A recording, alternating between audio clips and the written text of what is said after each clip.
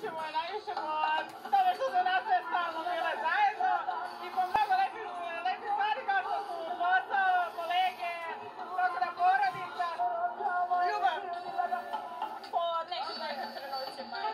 Škola, izlazi.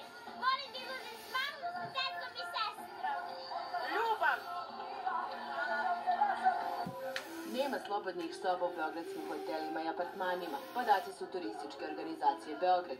Broj gostiju je značajno veći nego prošle godine, a u novogodišnjoj noći se očekuje više od 100.000 turista.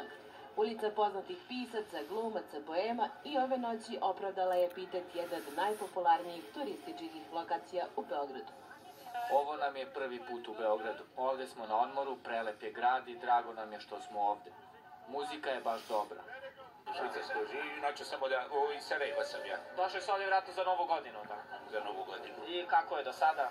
Do sad nije loše, vidjet ćemo kako će biti poslije. Sviđa mi se ovde. Ljudi u Srbiji vole da se vesele. To nam je bitno. Baš je dobro, baš je lepo. Srećna Nova godina! Nisam